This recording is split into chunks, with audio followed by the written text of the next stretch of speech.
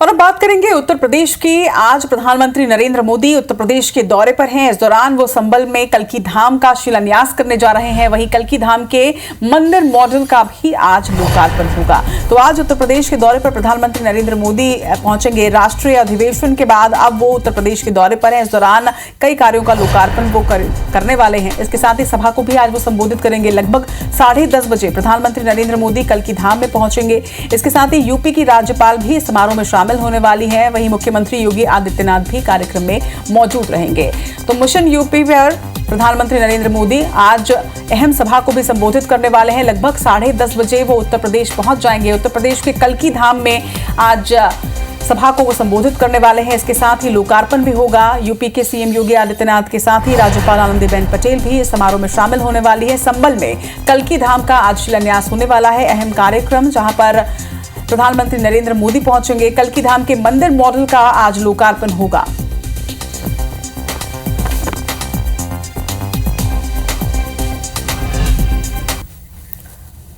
तो mission UP पर है। प्रधानमंत्री नरेंद्र मोदी लखनऊ में ग्राउंड ब्रेकिंग सेरेमनी का शुभारंभ करेंगे। ग्लोबल इन्वेस्टर्स समिट की चौथी ग्राउंड ब्रेकिंग सेरेमनी है। यूपी में 10 लाख करोड़ से ज्यादा की परियोजनाओं का उद्घाटन होने वाला है, यानी कि पूरे प्रदेशवासियों को एक बड़ी सौगात आज मिलने वाली है। 14,000 करोड़ से ज्यादा की परियोजनाओं का उद्घाटन होगा। देश के दिग्गज उद्योगपति भी इसमें शामिल होंगे। इंफ्रास्ट्रक्चर, नवीनीकरण, ऊर्जा की परियोजनाएं इसमें शामिल है। आईटी, फूड प्रोसेसिंग की परियोजनाओं का शुभारंभ भी आज प्रधानमंत्री करने वाले हैं। उद्योग जगत से जुड़े 5,000 लोग इसमें शामिल होंगे। तो कौन कौन से कार्यक्रम है और कौन कौन सी सौगातें मिलने वाली है, ये आपने देखा।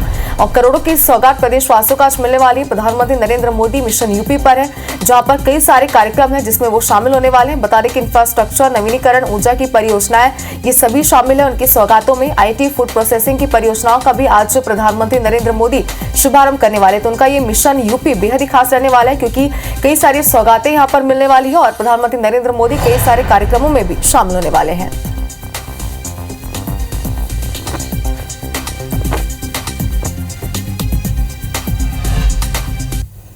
कल्की धाम में शिलान्यास कार्यक्रम में वो शामिल होंगे।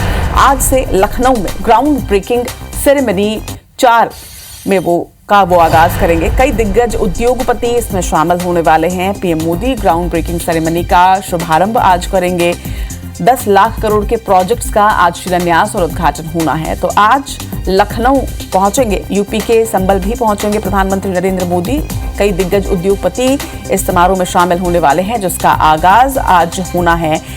ग्राउंड ब्रेकिंग सेरेमनी का आज शुभारंभ होगा और 10 लाख करोड़ के प्रोजेक्ट्स का इस दौरान प्रधानमंत्री नरेंद्र मोदी शिलान्यास करने वाले हैं। तो बेहद अहम उनका आज उत्तर प्रदेश का ये दौरा। इस दौरान वो कल्की धाम में शिलान्यास कार्यक्रम में भी शामिल होंगे। इसके साथ ही कई प्रोजेक्ट की शुरुआत होनी है। कई प्रोजेक्ट्स का आगाज आज से होना है। लखनऊ में ग्राउंड ब्रेकिंग सेरेमनी 4 का आयोजन भी किया गया है, जिसमें उद्योगपति भी शामिल होने जा रहे हैं और इसके माध्यम से बड़ी सौगात जो है वो उत्तर प्रदेश को मिलने वाली है।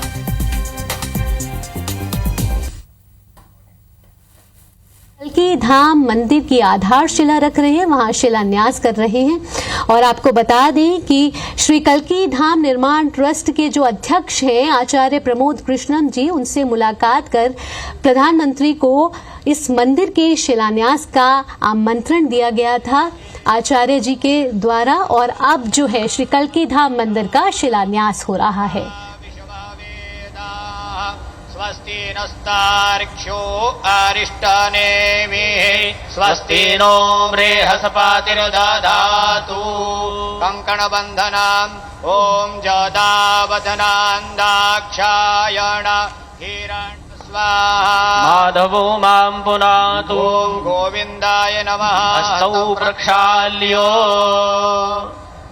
स्वस्ति तिलकाम् हरिः ॐ स्वस्ति न इन्द्रो वृद्धशरावाः स्वस्ति नः पूषा विश्ववेदाः स्वस्ति नस्तार्क्ष्यो अरिष्टनेमिः योगश्च करणं चैव सर्वं विष्णुर्वयं जगत् सूर्यः सोमो यमः कालो महाभूतानि पञ्च च एते शुभाशुभा प्रोक्ता कर्मणो नवसाक्षिणः अद्य पूर्वोच्चारित एवं गुणविशेषेण विशिष्टायां शुभपुण्यतिथौ अस्मिन् भारतवर्षे उत्तरप्रदेशे सम्भलमण्डलान्तर्गत ऐचोडाकम्बोस्तथा वारो नक्षत्रं विष्णुरेव च योगश्च करणं चैव सर्वं विष्णुर्वयं जगत् सूर्यः सोमो यमः कालो महाभूतानि पञ्च च एते शुभाशुभा प्रोक्ता कर्मणो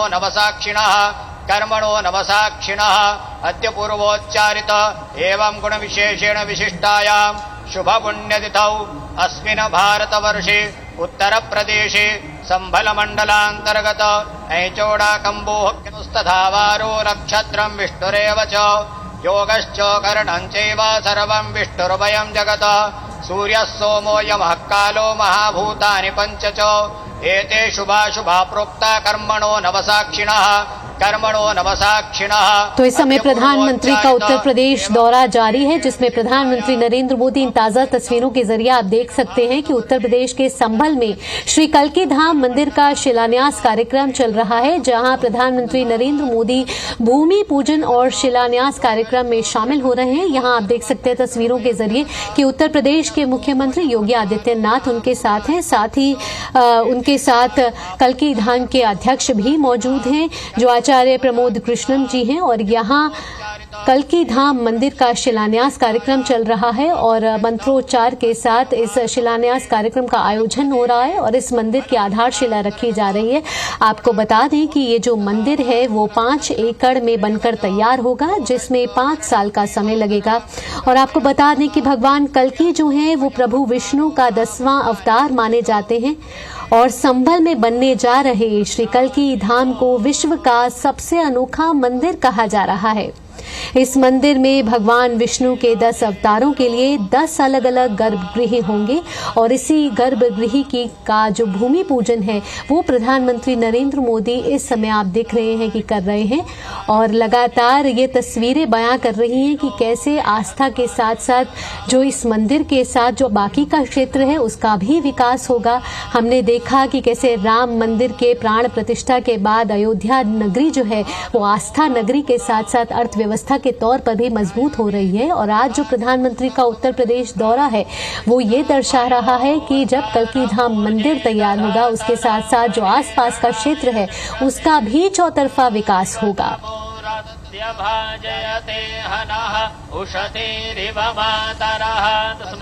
आपको बता दें कि इस कार्यक्रम में अनेक संत, धार्मिक नेता और अन्य गणमान्य लोग शामिल हैं और आचार्य प्रमोद कृष्णम जी जो हैं वो श्री कल्की धाम के अध्यक्ष हैं जो प्रधानमंत्री नरेंद्र मोदी के साथ इस समय मौजूद हैं। लगातार मंत्रोच्चार के साथ प्रधानमंत्री नरेंद्र मोदी पूजा अर्चना में शामिल होकर श्री कल्की धाम मंदिर का आधारशिला रख रहे हैं। इस मंदिर का शिलान्यास हो रहा है और आपको बता दें कि इसके बाद प्रधानमंत्री Uttar Pradesh global investor summit 2023 के चौथे ग्राउंड ब्रेकिंग समारोह में पूरे उत्तर प्रदेश में 10 लाख करोड़ रुपए से अधिक लागत की 14,000 परियोजनाओं का शुभारंभ करेंगे।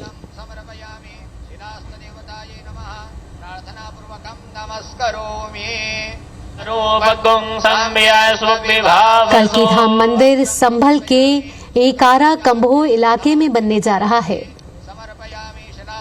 और इस मंदिर की आधारशिला आज रखी जा रही है। प्रधानमंत्री नरेंद्र मोदी उत्तर प्रदेश के संभल में मौजूद हैं जहां श्री कल्की धाम भूमि पूजन किया जा रहा है। प्रधानमंत्री के साथ उत्तर प्रदेश के मुख्यमंत्री और साथ ही कल्की धाम के अध्यक्ष मौजूद हैं। आपको बता दें कि श्री कल्की धाम का निर्माण श्री कल्की धाम निर्माण ट्रस्ट द्वारा किया जा रहा है, जिसके अध्यक्ष हैं आचार्य प्रमोद कृष्णम जी।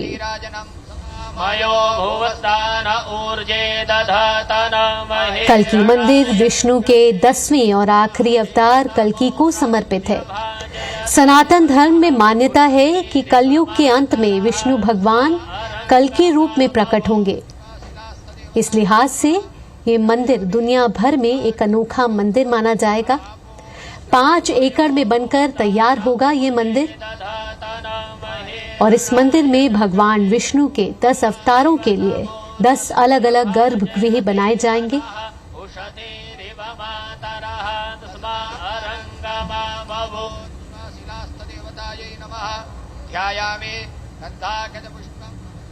और ये भूमि पूजन के जरिए गर्भगृह में आधारशिला रखने का कार्यक्रम प्रधानमंत्री नरेंद्र मोदी के द्वारा किया गया। तस्वीरों के जरिए आप देख सकते हैं कि कल्की धाम की आधारशिला रखी जा रही है। आज का दिन उत्तर प्रदेश के संभल क्षेत्र के लिए अहम, महत्वपूर्ण, ऐतिहासिक।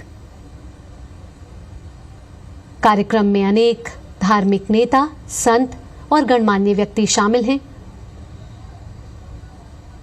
आपको बता दें कि ये मंदिर 5 वर्षों में तैयार हो जाएगा और कल्की धाम परिसर जो है वो 5 एकड़ में बनकर तैयार होगा।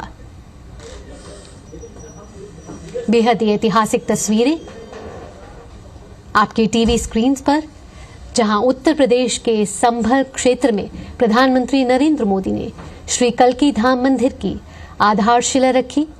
भूमि पूजन में वे शामिल हुए और यहां उनके साथ उत्तर प्रदेश के मुख्यमंत्री योगी आदित्यनाथ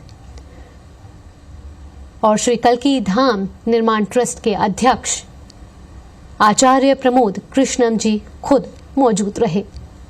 आपको बता दें कि आचार्य प्रमोद कृष्णम जी ने प्रधानमंत्री नरेंद्र मोदी को इस कार्यक्रम में शामिल होने का न्योता दिया था, जिसे प्रधानमंत्री ने स्वीकार किया और आज उत्तर प्रदेश के लिए एक महत्वपूर्ण दिन है। इसके बाद प्रधानमंत्री एक और महत्वपूर्ण कार्यक्रम में शामिल होंगे, जहां प्रधानमंत्री यूपी ग्लोबल इन्वेस्टर समिट 2023 के चौथे ग्राउंड ब्रेकिंग समारोह में पूरे उत्तर प्रदेश के लिए 10 लाख करोड़ रुपए से अधिक लागत की 14,000 परियोजनाओं का शुभारंभ करेंगे। और ये परियोजनाएं विनिर्माण, नवीकरणीय ऊर्जा, आईटी, आईटीईएस, खाद्य प्रसंस्करण, आवास और रियल एस्टेट, आतिथ्य और मनोरंजन, शिक्षा जैसे क्षेत्रों से संबंधित हैं। आपको बता दें कि इस कार्यक्रम में उत्तर प्रदेश में 10 लाख करोड़ रुपए से अधिक की 14,000 परियोजनाओं की शुरुआत करेंगे। माननीय प्रधानमंत्री महोदय आनंद धाम वृंदावन के रितेश्वर जी महाराज के साथ संवाद करते हुए जमुना अखाड़ा के आचार्य महामंडलेश्वर श्री अवधेशानंद गिरि जी,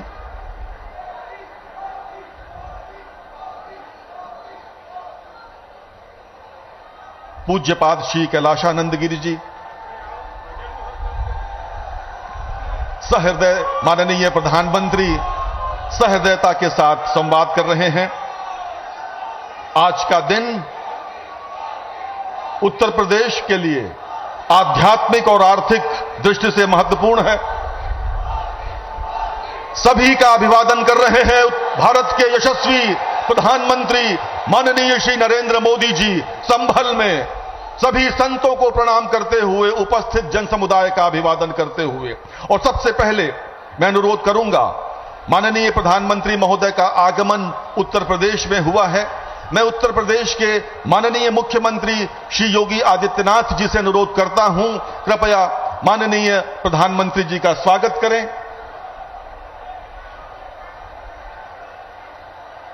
यदा यदा हि धर्मस्य ग्लानिर्भवति भारत अभ्युत्थानम् अधर्मस्य तदात्मानं सृजाम्यहम् परित्राणाय साधूनां विनाशाय च दुष्कृतां धर्म संस्थापनार्थाय संभवामि युगे युगे।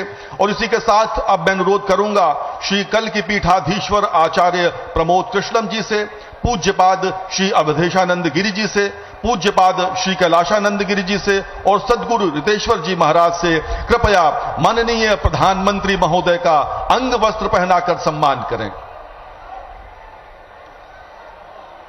आपकी तालियां रुकनी नहीं चाहिए मित्रों। ये अभूतपूर्व दिन है, अविस्मरणीय दिन है, जब संभल में माननीय प्रधानमंत्री पूज्य संतों के साथ यहां मंच पर हैं।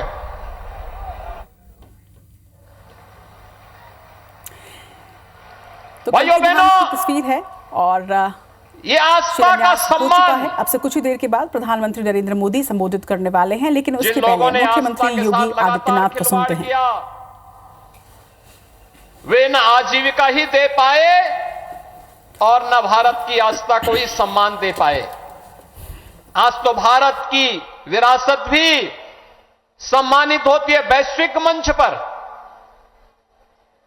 जब योग को वैश्विक मान्यता मिलती है और 21 जून की तिथि को दुनिया के लगभग 200 देश एक साथ जब भारत के अंदर किसी एक स्थान पर प्रधानमंत्री मोदी जी के नेतृत्व में करोड़ों भारतीय योग की इस विधा के साथ जुड़ते हैं, तो दुनिया के 200 से अधिक देश भी भारत की ऋषि परंपरा के इस प्रसाद के साथ जुड़ते हैं। कुंभ का आयोजन यूनेस्को के द्वारा मानवता के मूर्त सांस्कृतिक धरोहर के रूप में से मान्यता देना हो, या फिर अबू धाबी में भी किसी हिंदू मंदिर का होना, जो कभी कल्पना थी आज वह साकार हो रही है। यही नहीं, भारत के अंदर जो पहले असंभव था आज वो संभव हुआ है, जो पहले नामुमकिन था आज मुमकिन हुआ है। और वह इसलिए हुआ है क्योंकि आपके पास एक यशस्वी नेतृत्व है जो भारत को समझता भी है, भारत को यशस्वी नेतृत्व भी देने की क्षमता रखता है, और वह यशस्वी नेतृत्व वैश्विक मंच पर भी पूरी मजबूती के साथ भारत के गौरव और भारत के सम्मान को बढ़ाता है। और ये हम सब इस बात के लिए गौरवान्वित महसूस करते हैं जब प्रधानमंत्री मोदी जी का सम्मान दुनिया के मंच पर होता है। पूरी दुनिया उन्हें आशा भरी निगाहों से देख रही है। जिसके लिए भारत भारत कहलाता था, आज आजादी के बाद पहली बार 140 करोड़ की आबादी का भारत इस चीज को महसूस कर रहा है। आज सीमाएं सुरक्षित हुई हैं तो भारत के अंदर भी हर तबके का व्यक्ति अपने आप को सुरक्षित महसूस करता है। ये संबल क्षेत्र हम सब जानते हैं, यहां पर खेती किसानी के साथ ही इस पूरे क्षेत्र के विकास को लेकर के यहां की कारीगरी और हस्तशिल्प को भी प्रधानमंत्री मोदी जी ने आगे बढ़ाने का काम किया। पीएम विश्वकर्मा योजना के माध्यम से जो पहले यहां पर तकनीक नहीं थी, आज कॉमन फैसिलिटेशन सेंटर बना करके संभल जनपद के अंदर भी बटन बनाने की परंपरागत व्यवस्था को नई तकनीक के साथ जोड़ करके वन डिस्ट्रिक्ट वन प्रोडक्ट और पीएम विश्वकर्मा के माध्यम से आज वह भी वैश्विक मंच पर चीन को प्रतिस्पर्धा दे रहा है। मुरादाबाद का ब्रास का आइटम हो या अमरोहा का ढोलक, यह एक नई पहचान के साथ आगे बढ़ रहा है। ये चीजें पहले भी थीं, लेकिन जिस निराशा और हताशा में थी, आज इस नए भारत में एक गरीब को मकान भी मिल रहा है तो इंफ्रास्ट्रक्चर के बड़े बड़े कार्य भी हो रहे हैं। संभल जनपद में गंगा एक्सप्रेसवे पूरी मजबूती के साथ बन रहा है और यहां पर औद्योगिक क्लस्टर भी विकसित होने जा रहा है। आने वाले समय में संभल से प्रयागराज की दूरी, और 2025 में जब प्रयागराज कुंभ होगा, हमारा प्रयास होगा, उस समय डबल इंजन सरकार का प्रयास है कि उस समय प्रयागराज में गंगा एक्सप्रेसवे से पश्चिमी उत्तर प्रदेश और देश के अन्य भागों के लोग प्रयागराज पहुंचे। प्रयागराज की दूरी को न्यूनतम करने की दिशा में यह एक नया प्रयास प्रारंभ हो रहा है और गंगा एक्सप्रेसवे इसके लिए आपके लिए तैयार होने जा रही है। ये जो कुछ भी हो,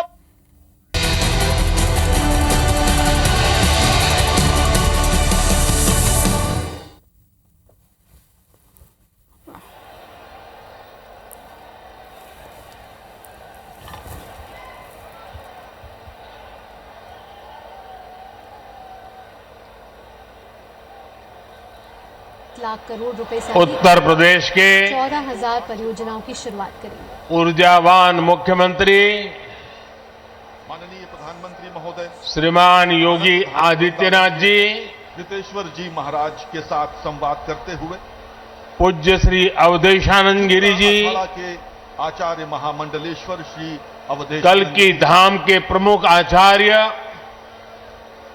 प्रमोद कृष्णम जी, पूज्य स्वामी कैलाशानंद ब्रह्मचारी जी, पूज्य सदगुरु श्री रितेश्वर जी सहृदयता के साथ संवाद कर रहे हैं। विशाल संख्या में पधारे हुए भारत के भिन्न भिन्न कोने से आए हुए जी संभल में पूज्य संतगण रुपए से अधिक की शुभकामनाएं 14,000 और मेरे प्यारे श्रद्धावान भाई और बहनों, माननीय प्रधानमंत्री महोदय आनंद धाम वृंदावन के आज रितेश्वर जी महाराज के साथ संवाद करते यूपी हुए की धरती से जमुना अखाड़ा के आचार्य प्रभु राम और प्रभु कृष्ण की भूमि से भक्ति, भाव और आध्यात्म की एक और धारा प्रवाहित होने को लालायित है। आज पूज्य संतों की साधना और जनमानस की भावना से एक और पवित्र धाम की नींव रखी जा रही है।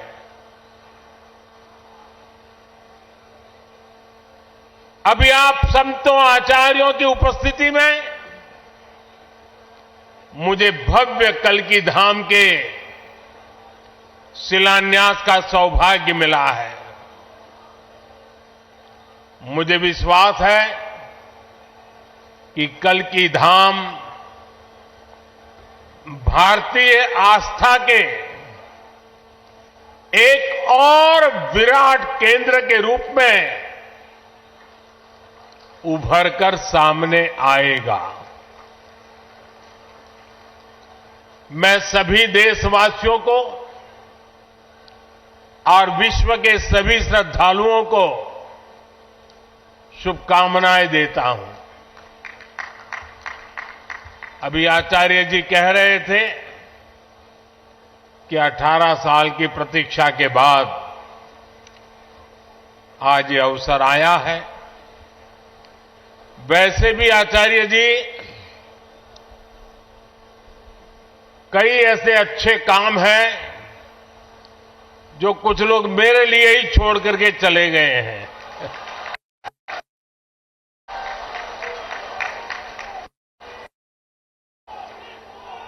और आगे भी जितने अच्छे काम रह गए हैं ना, उसके लिए बस ये संतों का, जनता जनार्दन का आशीर्वाद बना रहे, उसे भी पूरे करेंगे।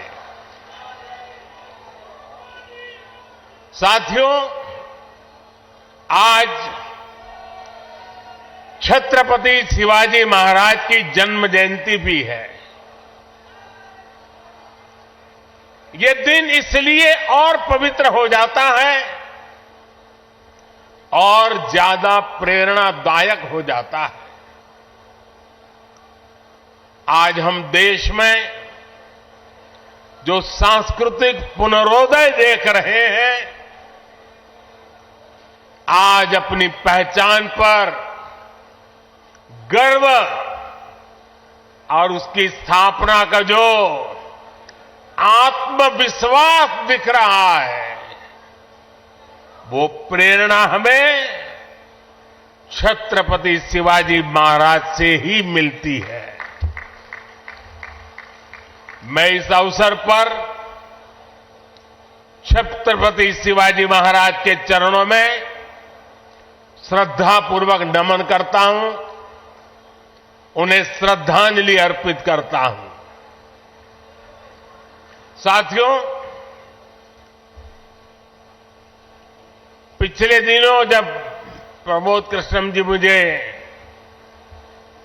निमंत्रण देने के लिए आए थे, जो बातें उन्होंने बताई उसके आधार पर मैं कह रहा हूं कि आज जितना आनंद उनको हो रहा है उससे अनेक गुना आनंद उनकी पूज्य माता जी की आत्मा जहां भी होगी उनको होता होगा।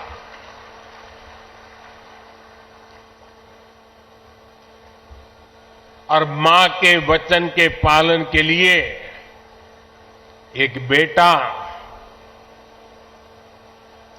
कैसे जीवन खपा सकता है, ये प्रमोद जी ने दिखा दिया।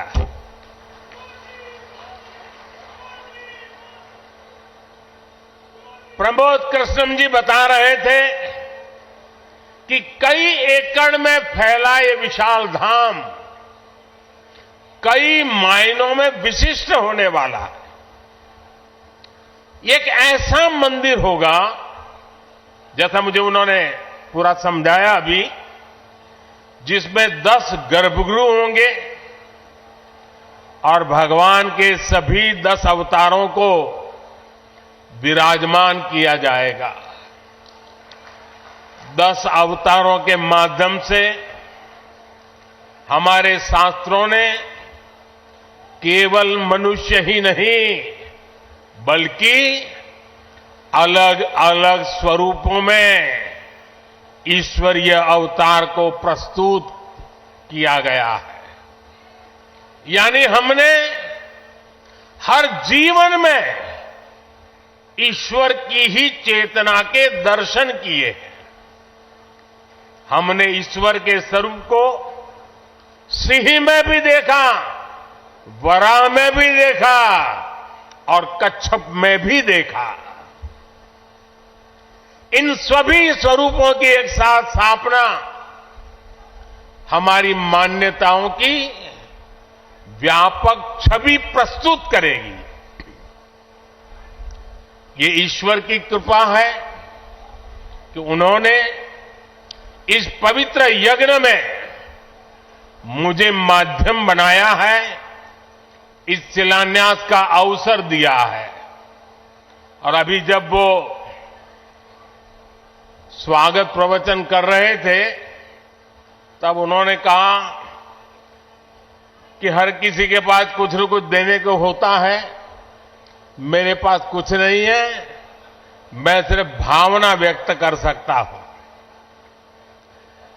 प्रमोद जी, अच्छा हुआ कुछ दिया नहीं, वरना जमाना ऐसा बदल गया है कि अगर आज के युग में सुदामा श्री कृष्ण को एक पोटली में चावल देते, वीडियो निकल आती, सुप्रीम कोर्ट में पीआई हो जाती और जजमेंट आता कि भगवान कृष्ण को भ्रष्टाचार में कुछ दिया गया और भगवान कृष्ण भ्रष्टाचार कर रहे थे।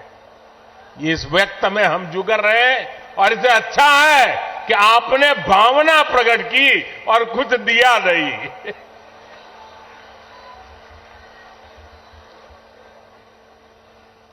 मैं इस शुभ कार्य में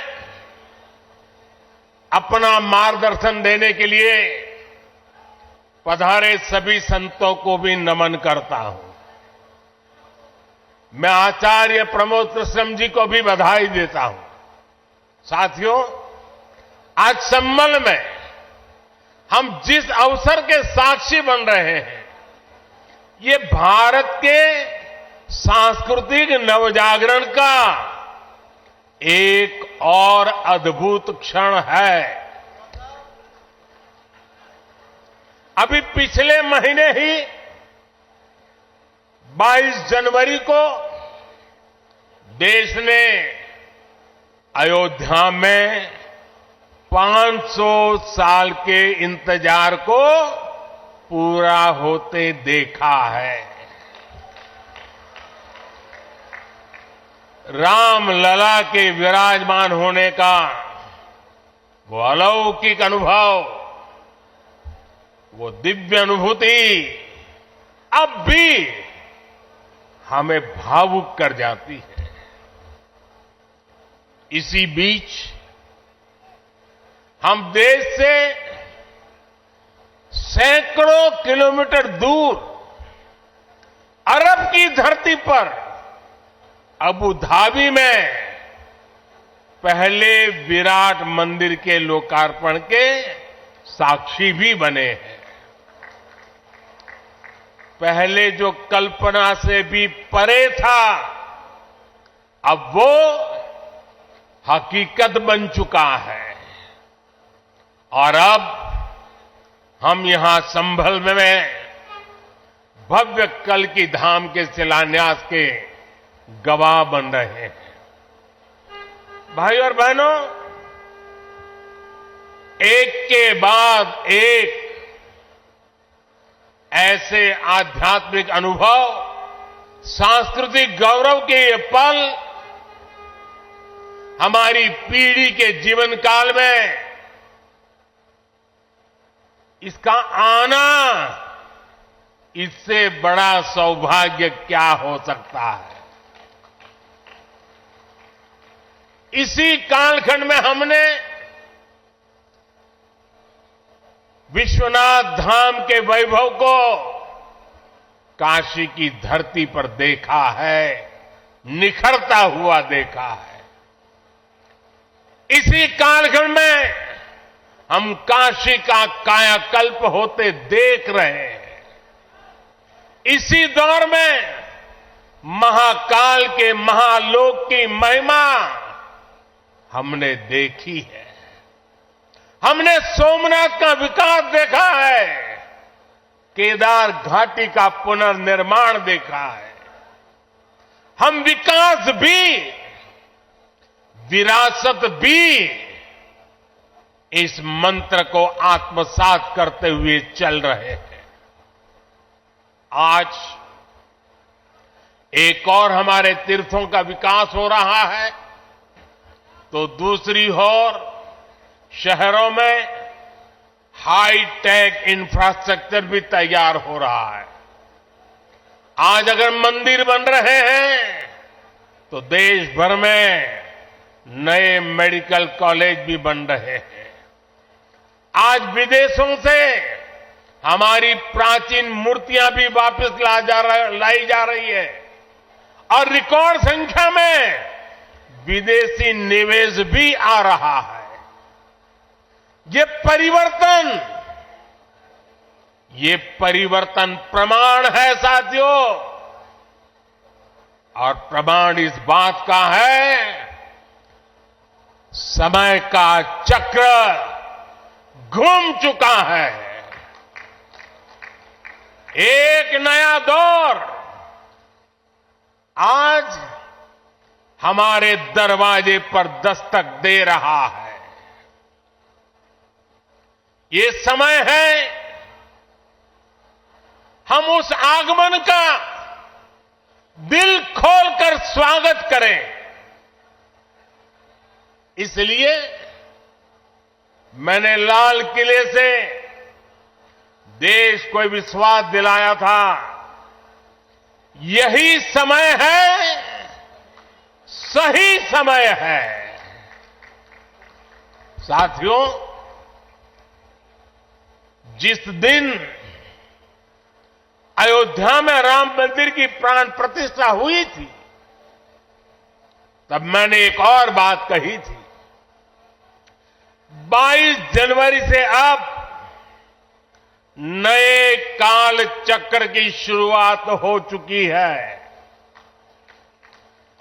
प्रभु श्री राम ने जब शासन किया तो उसका प्रभाव हजारों वर्ष तक रहा। उसी तरह राम लला के विराजमान होने से अगले 1000 वर्षों तक भारत के लिए एक नई यात्रा का शुभारंभ हो रहा है। अमृत काल में राष्ट्र निर्माण के लिए पूरी सहस्त्र शताब्दी का ये संकल्प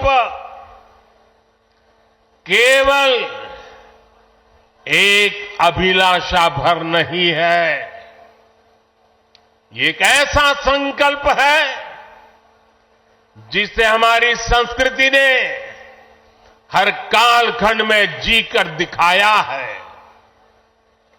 भगवान कल्कि के विषय में आचार्य प्रमोद कृष्णम जी ने गहरा अध्ययन किया है। भगवान कल्कि के अवतार से जुड़े कई सारे तथ्य और शास्त्रीय जानकारियां भी आचार्य प्रमोद कृष्णम जी मुझे बता रहे थे। जैसे उन्होंने बताया कि कल्कि पुराण में लिखा है, शंभले वस तस्तस्य सहस्त्र परिवत्सरा, यानी भगवान राम की तरह ही कल्कि का अवतार भी हजारों वर्षों की रूपरेखा तय करेगा।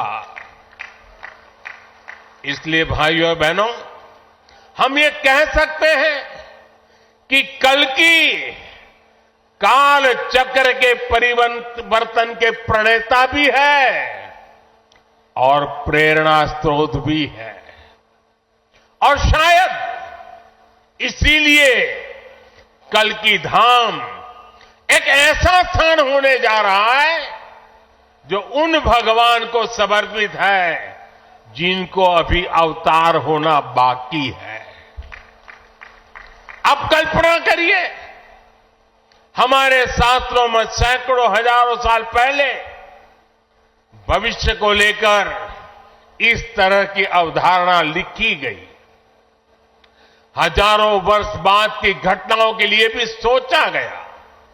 ये कितना अद्भुत है, और ये भी कितना अद्भुत है कि आज प्रमोद कृष्णम जैसे लोग पूरे विश्वास के साथ उन मान्यताओं को आगे बढ़ा रहे हैं, अपना जीवन खपा रहे हैं।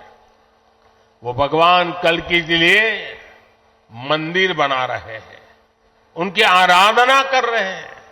हजारों वर्ष बाद की आस्था और अभी से उसकी तैयारी, यानी हम लोग भविष्य को लेकर कितने तैयार रहने वाले लोग हैं। इसके लिए तो प्रमोद कृष्णम जी वाकई सराहना के पात्र हैं। मैं तो प्रमोद कृष्णम जी को एक राजनीतिक व्यक्ति के रूप में दूर से जानता था, मेरा परिचय नहीं था। लेकिन अभी जब कुछ दिन पहले मेरी उनसे पहली मुलाकात हुई तो ये भी पता चला कि वो ऐसे धार्मिक आध्यात्मिक कार्यों में कितनी मेहनत से लगे रहते हैं। कल्कि मंदिर के लिए इन्हें पिछली सरकारों से लंबी लड़ाई लड़नी पड़ी, कोर्ट के चक्कर भी लगाने पड़े।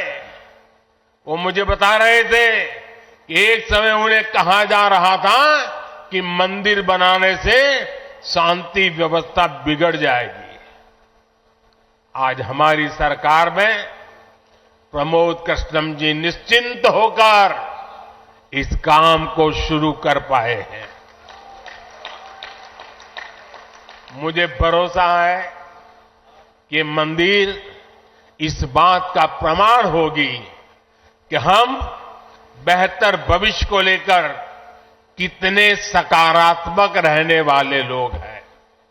साथियों, भारत पराभव से भी विजय को खींच करके लाने वाला राष्ट्र है। हम पर सैकड़ों वर्षों तक इतने आक्रमण हुए, कोई और देश होता, कोई और समाज होता तो लगातार इतने आक्रमणों की चोट से पूरी तरह नष्ट हो गया होता। फिर भी हम न केवल डटे रहे बल्कि और भी ज्यादा मजबूत होकर सामने आए। आज सदियों के वो बलिदान फलीभूत हो रहे हैं। जैसे कोई बीज वर्षों के अकाल में पड़ा रहा हो, लेकिन जब वर्षा काल आता है तो वो बीज अंकुरित हो उठता है। वैसे ही आज भारत के अमृत काल में भारत के गौरव, भारत के उत्कर्ष और भारत के सामर्थ्य का बीज अंकुरित हो रहा है। एक के बाद एक हर क्षेत्र में कितना कुछ नया हो रहा है। जैसे देश के संत और आचार्य नए मंदिर बनवा रहे हैं, वैसे ही मुझे ईश्वर ने राष्ट्र रूपी मंदिर के नवनिर्माण का दायित्व सौंपा है। मैं दिन रात राष्ट्र रूपी मंदिर को भव्यता देने में लगा हूं, उसके गौरव का विस्तार कर रहा हूं। इस निष्ठा के परिणाम भी हमें उसी तेजी से मिल रहे हैं। आज पहली बार भारत उस मुकाम पर है जहां हम अनुसरण नहीं कर रहे हैं, उदाहरण पेश कर रहे हैं। आज पहली बार भारत को टेक्नोलॉजी और डिजिटल टेक्नोलॉजी के क्षेत्र में संभावनाओं के केंद्र के रूप में देखा जा रहा है। हमारी पहचान इनोवेशन हब के तौर पर हो रही है। हम पहली बार दुनिया की 5वीं सबसे बड़ी अर्थव्यवस्था जैसे बड़े मुकाम पर पहुंचे हैं। हम चंद्रमा के दक्षिण ध्रुव तक पहुंचने वाले पहले देश बने हैं। पहली बार भारत में वंदे भारत और नमो भारत जैसी आधुनिक ट्रेनें चल रही है। पहली बार भारत में बुलेट ट्रेन चलने की तैयारी हो रही है। पहली बार हाईटेक हाईवे, एक्सप्रेसवेज का इतना बड़ा नेटवर्क और उसकी ताकत देश के पास है। पहली बार भारत का नागरिक, चाहे वो दुनिया के किसी भी देश में हो, अपने आप को इतना गौरवान्वित महसूस करता है। देश में सकारात्मक सोच और आत्मविश्वास का ये जो ज्वार हम देख रहे हैं, एक अद्भुत अनुभूति है। इसलिए आज हमारी शक्ति भी अनंत है और हमारे लिए संभावनाएं भी अपार है। साथियों, राष्ट्र को सफल होने के लिए ऊर्जा सामूहिकता से मिलती है। हमारे वेद कहते हैं, सहस्त्र शीर्षा पुरुष, सहस्त्र शीर्षा पुरुष, सहस्त्राक्ष सहस्त्रपाद, अर्थात निर्माण के लिए हजारों, लाखों, करोड़ों हाथ है। गतिमान होने के लिए हजारों, लाखों, करोड़ों पैर है। आज हमें भारत में उसी विराट चेतना के दर्शन हो रहे हैं।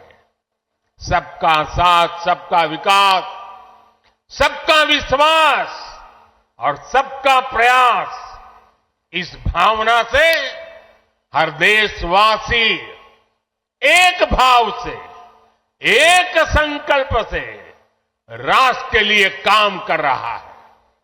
आप पिछले 10 वर्षों में कार्यों के विस्तार को देखिए। 4 करोड़ से ज्यादा लोगों को प्रधानमंत्री आवास योजना के तहत पक्के घर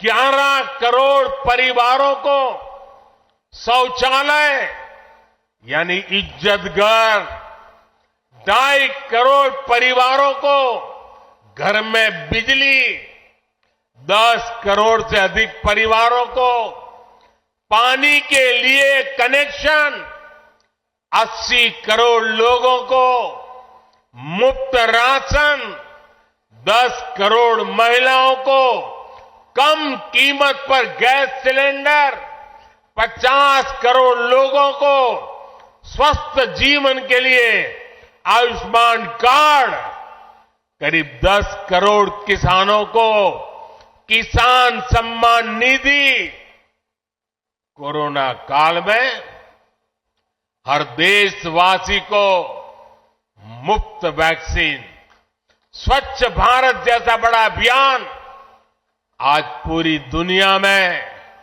भारत के इन कामों की चर्चा हो रही है। इस स्केल पर काम इसलिए हो सके क्योंकि सरकार के इन प्रयासों से देशवासियों का सामर्थ्य जुड़ गया। आज लोग सरकार की योजनाओं का लाभ दिलाने के लिए गरीबों की मदद कर रहे हैं। लोग 100% सैचुरेशन के अभियान में हिस्सा बन रहे हैं। गरीब की सेवा का ये भाव समाज को नर में नारायण की प्रेरणा देने वाले हमारे आध्यात्मिक मूल्यों से मिली है।